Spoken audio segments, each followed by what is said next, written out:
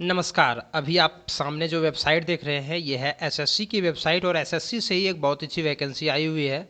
आप देख सकते हैं कि इसका नोटिफिकेशन यहाँ पर आपको मिल जाएगा या फिर डिस्क्रिप्शन बॉक्स में आपको लिंक मिल जाएगा, वहाँ से भी आप इसे डाउनलोड कर सकते हैं।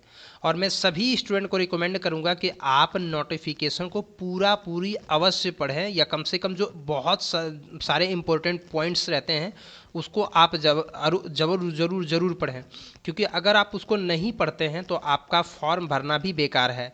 आपको लगता होगा कि हो सकता है फॉर्म किसी प्रकार से भर देंगे, बाद में मैनेज हो जाएगा। ये आपकी गलतफहमी है, ऐसा नहीं हो सकता है, क्योंकि क्लियरली बहुत सारी चीज़ें मेंशन रहती हैं नोटिफिकेशन में। उस नोटिफिकेशन को आपको ध्यान से पढ़ना होगा, तभी जाकर के आप इस फॉर्म को भरें, अन्यथा फॉर्म ना भरें। या नहीं तो कम से कम हमारे इस वीडियो को देख लें, कम से कम 10 मिनट का ये वीडियो होगा, 10-12 मिनट का। अगर आप इतना भी समय नहीं दे पाते हैं, या तो नोटिफिकेशन नहीं पढ़ पाते हैं, या 10 मिनट तक आप वीडियो नहीं देख पाते हैं, तो आपको फॉर्म भरना ही नहीं चाहिए, क्योंकि आप फॉर्म भर करके ही बेकार का ही काम कर रहे हैं। क्योंकि फॉर्म भर देने से केवल आपका सिलेक्शन नहीं होने वाला है, बहुत सारे पॉइंट्स और बहुत सारी चीज़ों को जो है वो आपको ध्यान में रखने की आवश्यकता है। तो आइए, सबसे पहले आपको क्या क्या चीज़ों को जानना चाहिए। सबसे पहले तो इम्पोर्टेंट डेट आपको पता होना चाहिए, क्या उम्र रखी गई है, क्या एजुकेशन क्वालिफिकेशन रखा गया है, किस किस पोस्ट के लिए रखा गया है, क्या क्या एजुकेशन क्वालिफिकेशन, कौन से पोस्ट के लिए आपको अप्लाई करना चाहिए, फ़ोटो सिग्नेचर किस प्रकार से अपलोड करना चाहिए ये भी आपको पता होना चाहिए, पीछे का बैकग्राउंड क्या होना चाहिए, फेस किस प्रकार से दिखना चाहिए। इस तमाम चीज़ों के बारे में जो है वो इसमें जानकारी लिखी हुई रहती है नोटिफिकेशन में, तो इसलिए आपको पूरे ध्यान से देखना चाहिए। और साथ में सबसे इम्पोर्टेंट बात मैं जो आपको बताना चाहता हूँ वो है सर्टिफिकेट को लेकर के। अगर आप एससी, एसटी, ओबीसी या ईडब्ल्यूएस कैटेगरी में आते हैं, या पीएच कैटेगरीज में आते हैं, एक्स सर्विसमैन कैटेगरीज में आते हैं, तो आपको किस प्रकार से सर्टिफिकेट प्रस्तुत करना है और वो सर्टिफिकेट कब का बना होना चाहिए। द इम्पोर्टेंट जो फैक्ट है यहाँ पर वही है कि किस डेट तक का सर्टिफिकेट इसमें मांगा गया है और उम्र किस डेट को मांगी गई है। तो इन तमाम चीज़ों के बारे में आज मैं आपको बताऊंगा, तो आप बने हुए रहिए, वीडियो को पूरा देखिए।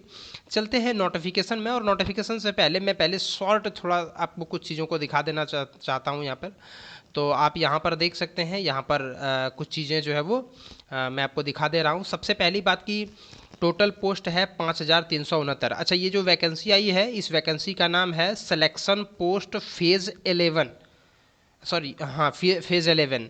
और इसमें आप एजुकेशन क्वालिफिकेशन अगर देखेंगे तो अगर आप 10वीं पास हैं, क्योंकि कुछ पोस्ट हैं जो 10वां पास के लिए है, कुछ पोस्ट हैं जो 12th पास के लिए है, और कुछ पोस्ट ऐसे हैं जो ग्रेजुएशन पास वालों के लिए है।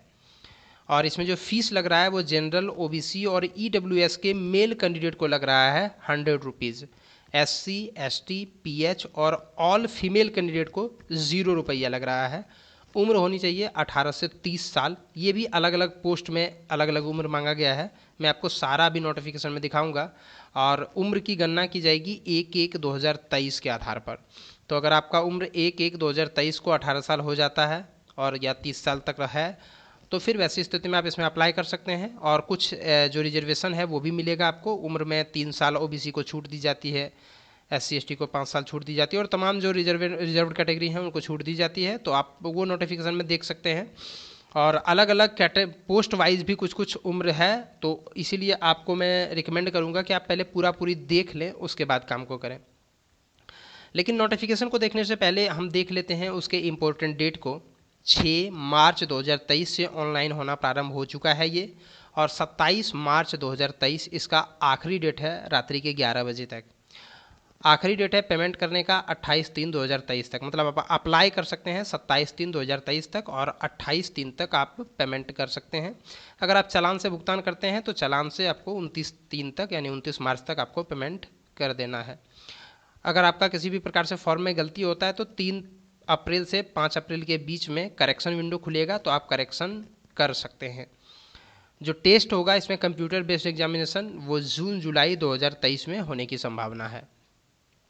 और मैं स्पेशल एक जो सर्टिफिकेट के लिए है उसके लिए मैं लेकर के आया हूँ। यहाँ पर आप देख सकते हैं लिखा हुआ है crucial date for claim of SC, ST, OBC, EWS, पीडब्ल्यूबीडी और ईएसएम, यानी एससी, एसटी, ओबीसी और ईडब्ल्यूएस इकोनॉमिक वीकर सेक्शन, और साथ में पीएच यानी दिव्यांग कैंडिडेट और एक्स सर्विसमैन के लिए लिखा हुआ कि अगर कहीं पर कोई एक्स्ट्रा जिक्र नहीं किया गया है तो जो है वो यही डेट होगा रिजर्वेशन प्राप्ति करने का। यानी आपको सर्टिफिकेट जो है वो इस डेट तक बना लेना है, 27/3/2023 23 तक बना लेना है, जो इसका लास्ट डेट है। यानी जब तक ये लास्ट डेट है तब तक ही आपको सर्टिफिकेट बनवा लेना होगा। अगर आप सर्टिफिकेट नहीं बनवा पाते हैं इस डेट तक, उसके बाद आप जनरल कैटेगरी में भर सकते हैं। अगर आपके पास सर्टिफिकेट नहीं है तो जनरल से डालिए, कोई रिजर्व कैटेगरी से मत डालिए। तो आइए अब देखते हैं इसके नोटिफिकेशन को और जानते हैं डिटेल से इसके बारे में, क्योंकि अगर आप इसके बारे में पूरी नहीं जानेंगे तो आपको कई सारी समस्याएं हो सकती हैं। तो सबसे पहले ऊपर में तो बिल्कुल एसएससी का यहाँ पर आप देख सकते हैं लोगो वगैरह लगा हुआ है, डेट लिखा हुआ है, ये डेट मैंने आपको दिखाई दिया। उसके बाद अगर आप डिटेल्स में यहीं पर देखना चाहते हैं कि कहाँ पर लिखा हुआ है कि कब तक का सर्टिफिकेट बना होना चाहिए, देखिए यहाँ पर लिखा हुआ है OBC applicant not covered under the creamy layer as per the standing instructions. आप इसको पढ़ सकते हैं। अगर आप हिंदी नहीं समझते हैं तो आप गूगल ट्रांसलेट का भी इस्तेमाल कर सकते हैं, या नहीं तो आजकल फ़ोटो खींच करके भी उसे ट्रांसलेट किया जाता है, तो आप उस तरीके का इस्तेमाल कर सकते हैं।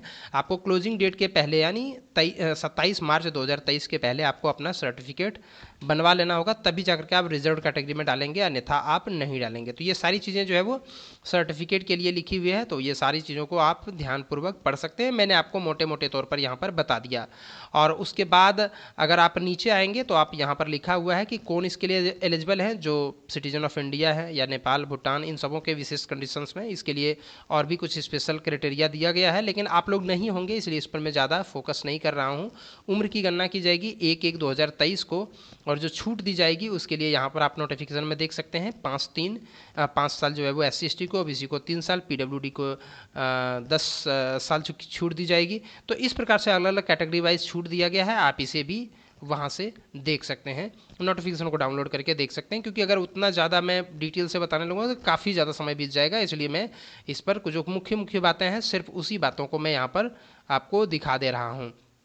इसके बाद अगर आप देखेंगे तो सबसे पहले आपको जो है वो उम्र की जो गणना की जाएगी वो इस डेट तक की जाएगी, और क्वालिफिकेशन और सर्टिफिकेट इस डेट तक हो जाना चाहिए। जैसे अगर आप मैट्रिक के एग्ज़ाम जब मान के चलिए अभी जो 10वां का एग्ज़ाम दे रहा है, अगर कोई ऐसा स्टूडेंट हो जिनको जो अभी एग्ज़ाम में सबमिट दे रहे हैं और उनका 18 साल हो चुका होगा, तो वैसे कैंडिडेट नहीं भर सकते हैं, क्योंकि यहाँ पर लिखा हुआ है कि जो एजुकेशन क्वालिफिकेशन होना चाहिए वो 27/3/2023 तक। अगर आप इंटर पास हैं करते हैं या फिर 12th या फिर 10th या फिर ग्रेजुएशन, तो इस डेट तक कंप्लीट है तभी जा करके वो माना जाएगा, अन्यथा नहीं माना जाएगा। अगर आप इसके बाद करते हैं तो नेक्स्ट टाइम में आप जो एसएससी की वैकेंसी आएगी तो आप उसमें भर सकते हैं। आपको कैसे अप्लाई करना है उसका यहाँ पर दिया हुआ है तरीका। उसके बाद यहाँ पर आप देख सकते हैं फ़ीस के बारे में लिखा हुआ है, जिसके बारे में मैंने आपको शॉर्ट तरीके से वहाँ बता ही दिया हुआ था। और इसके बाद आप यहाँ करेक्शन विंडो जो है उसके बारे में लिखा हुआ है, और करेक्शन विंडो जो है वो 3 अप्रैल से लेकर के 5 अप्रैल के बीच में ओपन होगा। और करेक्शन आप ऐसे नहीं कर सकते, उसके लिए आपको 200 रुपये का चार्ज देना होगा पहली बार अगर आप करेक्शन करते हैं। तो दोबारा अगर आप करेक्शन करना चाहेंगे तो यू विल हैव टू पे 500 रुपीज़, आपको 500 रुपये का भुगतान करना होगा अगर आप दूसरी बार इसमें करेक्शन करना चाहेंगे तो। ये है एग्जामिनेशन के बारे में। एग्जामिनेशन सेंटर के कहाँ कहाँ पर है तो ये देख सकते हैं, ये एक एरिया है जो कि एक प्रकार से सेंट्रल रीजन है ये वाला, उसके बाद ईस्टर्न रीजन, इस प्रकार से यहाँ पर दिया हुआ है। तो आप देख सकते हैं कि आप जिस रीजन में देना चाहेंगे एग्ज़ाम सेंटर वो आप यहाँ पर सेलेक्ट करके देख सकते हैं। उसके बाद हम थोड़ा सा सिलेबस को भी यहाँ पर दिखा देते हैं, ये है सिलेबस, आप इसे भी ध्यानपूर्वक देख लें। There will be 3 separate computer-based examination consisting of objective type multiple choice question for the post with minimum education qualification of matriculation, higher secondary and graduate and above level. The details of subject marks and number of questions subject wise will be as given. 3 प्रकार के separate exam होंगे, क्योंकि इसमें 3 प्रकार का post है, एक है 10th पास, एक है 12th पास, एक है ग्रेजुएशन पास। तो तीनों के लिए अलग अलग एग्जाम होगा। और ये रहा उसका पूरा का पूरा डिटेल्स कि किस प्रकार से किन किन सब्जेक्ट से कितना कितना क्वेश्चन आएगा और कितने मार्क का रहेगा। तो आप इसे ध्यानपूर्वक देख लें। और नेगेटिव मार्किंग भी है 0.50, यानी एक गलती पर आधा नंबर माइनस कर दिया जाएगा, तो आप ध्यान रखें। इसके बाद आप देख सकते हैं कि आगे जो लिखा हुआ है कि स्किल टेस्ट भी होगा, यानी अगर आप डेटा एंट्री इन सबों में अगर आप करते हैं, अगर जो जिस प्रकार से पोस्ट है उस प्रकार के पोस्ट के अनुसार से बाद में स्किल टेस्ट भी लिया जाएगा। और मैट्रिकुलेशन लेवल का जो एग्ज़ाम होगा उसका आप यहाँ पर सिलेबस देख सकते हैं। जनरल इंटेलिजेंस में क्या क्या पूछा जाएगा तो आप यहाँ पर देख सकते हैं। Similarity and differences, space visualization, problem solving, analysis, judgement, decision making, इस प्रकार से जनरल अवेयरनेस से क्या क्या पूछा जाएगा वही सारा यहाँ पर लिखा हुआ है। फिर क्वांटिटेटिव एप्टीट्यूड से क्या क्या पूछा जाएगा, यानी एक प्रकार से मैथ से, उसके बाद फिर इंग्लिश लैंग्वेज से जो पूछा जाएगा वो भी आपको यहाँ पर दिख रहा होगा। फिर है 10+2 लेवल, यानी इंटर लेवल, हायर सेकेंडरी जिसको बोलते हैं, उसमें क्या क्या पूछा जाएगा तो वहाँ यहाँ पर भी पूरा पूरा दिया हुआ है। आप इसे भी ध्यानपूर्वक देख सकते हैं। अगर आपको अंग्रेजी से हिंदी समझ में नहीं आती है, you can use Google translator. उसके बाद आप देख सकते हैं ग्रेजुएशन लेवल का जो जो है वो यहाँ पर दिया हुआ है, तो आप इसे भी ध्यानपूर्वक देख सकते हैं कि उसका क्या क्या जो है सिलेबस है। इसके बाद अब मैं थोड़ा सा नीचे चलता हूँ और आपको कुछ और भी इम्पोर्टेंट चीज़ दिखाने जा रहा हूँ इस नोटिफिकेशन में। जो यहाँ पर कहा गया है, यहाँ पर दिया गया है कि जितने भी प्रकार का आप डेटा डालें वो सारा का सारा जो है वो 10th लेवल में जिस प्रकार से दिया गया है उसी आधार पर डालें। यानी 10th के डॉक्यूमेंट में आपके नाम वगैरह का जो स्पेलिंग है वही आपको डालना है, अन्य किसी डॉक्यूमेंट को यहाँ पर वो वैलिड नहीं करार देगा। इसलिए जो 10th में है वही आप बाकी जगहों पर रखें, अन्यथा आपको प्रॉब्लम्स हो सकती है। और ये है क्वालिफाइंग मार्क, कम से कम अनरिजर्व कैटेगरी के लिए 30%, ओबीसी ईडब्ल्यूएस के लिए 25% और अदर कैटेगरीज के लिए 20%। कम से कम इतना नंबर तो आना ही चाहिए। अगर इससे आप कम लाते हैं तो वैसी स्थिति में जो है वो इंटरटेन नहीं किया जाएगा आपके जो भी नंबर आए उनके ऊपर। और इसके बाद अगर आप नीचे देखेंगे तो और भी बहुत सारी इंपॉर्टेंट चीज़ें हैं, अभी आपको पूरी देखना है। मैं आपको और भी दिखा दे रहा हूँ, आप पेज नंबर भी देखते जाइए और साथ में आप जो है वो इन सारी चीज़ों को ध्यानपूर्वक नोटिफिकेशन में पढ़ करके भी देख लीजिएगा, ताकि आपको किसी प्रकार से कोई दिक्कतें ना हो। क्योंकि आप हर पेज को नहीं पढ़ना चाहते हैं, इसमें 135 पन्ना दिया हुआ है, तो 135 पन्ना आपको नहीं देखना है। इसीलिए मैं आपको जो जो पेज पर यहाँ पर बता रहा हूँ आपको सिर्फ वही सारे पेज को पढ़ना है। ये सब कुछ सर्टिफिकेट फॉर्मेट दिया हुआ है पेज नंबर 44, 45 इन सबों पर। अगर आप जिस कैटेगरीज के हैं उस कैटेगरी के यहाँ पर फॉर्मेट्स जो है वो मिल जाएंगे जिसमें आपको सर्टिफिकेट बनवाना है। इसके बाद यहाँ पर देखिए लिखा हुआ है कि एसएससी में जब आप फॉर्म भरते हैं तो सबसे पहले आपको क्या करना होता है। पहली बार अगर आप भर रहे हैं तो यहाँ पर आपको क्लिक करना है, रजिस्ट्रेशन करना है। रजिस्ट्रेशन करने के बाद आपके पास आईडी और पासवर्ड आ जाएगा, तो आईडी और पासवर्ड को डाल करके लॉगिन करना है, तब जा करके अप्लाई करना है। तो यहाँ पर लिखा हुआ है कि 1 टाइम रजिस्ट्रेशन होता है। अगर आप एक बार एसएससी में रजिस्ट्रेशन कर लेते हैं तो वैसी स्थिति में आपको बार बार रजिस्ट्रेशन करने की ज़रूरत नहीं है। अगर आप इससे पहले कोई एसएससी का फॉर्म भरे होंगे तो वहाँ पर आप जो रजिस्ट्रेशन किए होंगे वही रजिस्ट्रेशन से आपका काम चल जाएगा। किस प्रकार से भरना है यहाँ पर बहुत बढ़िया तरीके से जो है वो दिखाया गया है, वो सारी चीज़ों को आप देख सकते हैं। उसके बाद अप्लाई भी किस प्रकार से करना है वो भी आप देख सकते हैं। और लिखा हुआ है कि फ़ोटो जो है वो 3 महीने से ज़्यादा पुराना नहीं होना चाहिए। और इसके अलावा फ़ोटो की जो लंबाई चौड़ाई होनी चाहिए वो यहाँ पर दिया गया है, 3.5 सेंटीमीटर चौड़ाई, 4.5 सेंटीमीटर लंबाई होना चाहिए। और फोटो में जो है वो 40% एरिया केवल चेहरे का होना चाहिए। अब ऐसा नहीं कि कोई ऐसा फोटो खींच दे कि चेहरा हल्का सा है और पूरा बॉडी को जो है वो फोटो में डाल दिया गया है। इस प्रकार से अगर आप फोटो को अपलोड करते हैं तो your application will be rejected. ध्यान रहे, आपका जो फोटो होना चाहिए उसमें 40% फोटो में जो है वो आपका शक्ल दिखना चाहिए, आपका चेहरा दिखना चाहिए। और साथ ही आपको जो है वो चश्मा, टोपी, इन सबों को बिल्कुल भी जो है वो नहीं पहन करके फ़ोटो खिंचाना है। चेहरे के सामने कोई ऐसा वस्तु नहीं रखना है जिसके कारण से चेहरा ना दिखे, और ख़राब क्वालिटी का फ़ोटो आपको नहीं डालना है। और कई सारे अभी फ़ोटो जो हैं वो मैं आपको दिखाऊंगा कि किस प्रकार से आपको डालना है वहाँ पर, ताकि आपको किसी प्रकार से कोई दिक्कत ना हो। फ़ोटो का जो बैकग्राउंड होना चाहिए वो थोड़ा सा वाइट कलर का या हल्के कलर का होना चाहिए। ऐसा नहीं कि आप फ़ोटो डाल रहे हैं वो पीछे का एकदम पीछे के बैकग्राउंड में झाड़ियाँ लगी हुई हैं या पूरा ग्रीन दिख रहा है या पूरा रेड दिख रहा है, तो इस प्रकार से फ़ोटो से बचें। इस प्रकार से फ़ोटो किसी भी फॉर्म में नहीं मांगा जाता है।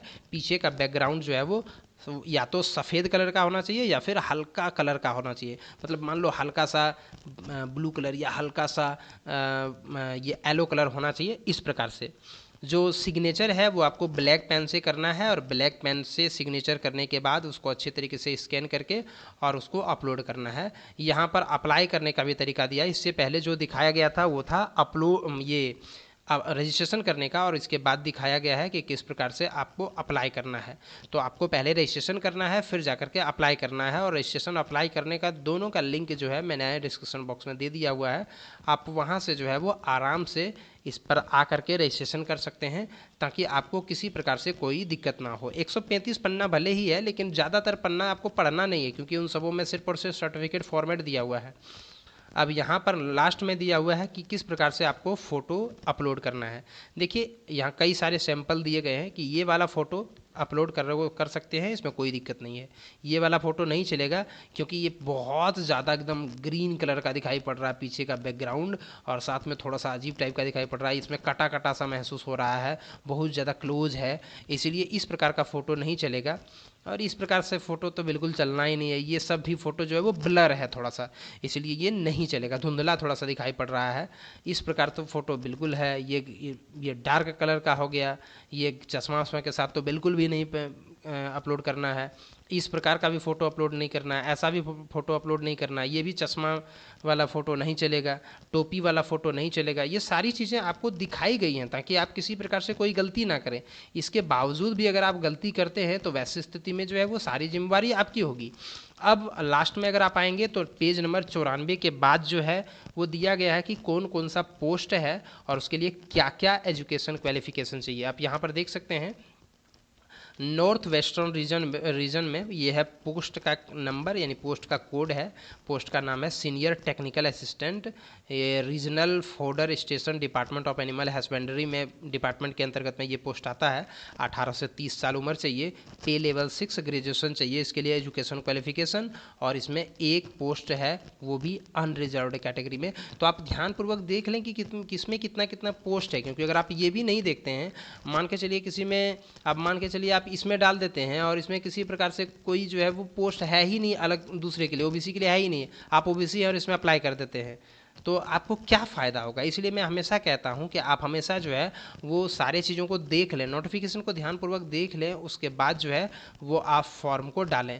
तो इस प्रकार से अलग अलग जो है वो दिया गया है, तो इसे आप देख सकते हैं। आप देख सकते हैं यहाँ पर एक पोस्ट है लेबोरेटरी अटेंडेंट का, 18 से 27 साल उम्र होना चाहिए, मैट्रिकुलेशन पास चाहिए। इसमें कैटेगरी वाइज कितना कितना पोस्ट है, टोटल 48 पोस्ट है, वो आप देख सकते हैं। तो इस प्रकार से आप सबसे पहले देख करके एक पन्ना में लिख लें कि किस पोस्ट के लिए आपको अप्लाई करना है। मतलब मान के चलिए आप 10वां लेवल से अप्लाई कर रहे हैं, तो आपको बाकी चीज़ों को नहीं देखना है, आपको सिर्फ देखना है कि मैट्रिकुलेशन लेवल वाला, जैसे ये वाला हुआ तो इसमें कितना पोस्ट है, किस कैटेगरी में कितना है वो देखना है। इसके अलावा जो भी मैट्रिक का जो मिलेगा, जैसे ऊपर में फिर एक मैट्रिक वाला मिला तो आपको सिर्फ मैट्रिक वाला देखना है। अगर आप इंटर के लिए अप्लाई कर रहे हैं तो इंटरमीडिएट वाले चीज़ों को देखना है, और कॉपी पर लिख करके आपको रख लेना है कि किस से आपको कौन से पोस्ट के लिए डालना है, और उसके लिए क्या उम्र है वो भी दिया गया। किसी में 18 से 30 है, किसी में 18 से 25 है, किसी में 18 से 27 है। तो आप इन तमाम चीज़ों को देख करके तब फॉर्म डालें। यूं ही जो है वो फॉर्म डाल देने से अच्छा नहीं होता। इसीलिए आप जो है, आपके हो सकता है कि अच्छा नंबर आते हुए भी सिलेक्शन ना हो, कई बार कट ऑफ से ज़्यादा नंबर हुआ, लेकिन मान लीजिए आप जिस चीज़ के लिए डाले थे वहाँ कोई वैकेंसी ही नहीं है, तो कुल मिलाकर के आपका जो है वो कोई फ़ायदा नहीं होने वाला है। इसीलिए आप जो है वो नोटिफिकेशन को ध्यान से पढ़ें, और ख़ासकर ये पोस्ट वाला जो 94 नंबर के बाद मिलता है, पेज 94 के बाद, इस चीज़ को आप ध्यानपूर्वक पहले देख लें, उसके बाद जो है उसे नोट कर लें, तभी जा करके आप इसमें अप्लाई करें। टोटल पोस्ट 5369 आपको दिख रहा है, लेकिन ये अलग अलग कैटेगरी वाइज और अलग अलग क्वालिफिकेशन वाइज बांटा हुआ है, अलग अलग एरिया वाइज बांटा हुआ है। तो इसीलिए आप जो है वो ध्यानपूर्वक पहले देखें, पहले पढ़ें, पहले समझें, उसके बाद अप्लाई करें। एक अपनी पढ़ाई पर ध्यान देना और फिर दूसरी तरफ इधर भी ध्यान देना। अगर आप किसी वैकेंसी को भरते हैं तो कम से कम आपको 1 घंटा समय इस पर भी देना चाहिए, इसके नोटिफिकेशन पर भी ध्यान देना चाहिए। अगर आप ये नहीं दे पाते हैं तो शायद आपको भरना नहीं चाहिए फॉर्म को। रजिस्ट्रेशन करने के लिए यहाँ पर क्लिक कीजिए, लॉगिन कीजिए, अप्लाई कीजिए। वीडियो को देखने के लिए धन्यवाद। चैनल को सब्सक्राइब कीजिए और बने रहिए हमारे चैनल पर डिटेल्स इन्फॉर्मेशन के लिए। धन्यवाद। और इससे संबंध में अगर आपको कोई प्रॉब्लम्स होता है तो आप कमेंट बॉक्स में कमेंट ज़रूर कीजिए, आपके कमेंट का स्वागत है। धन्यवाद।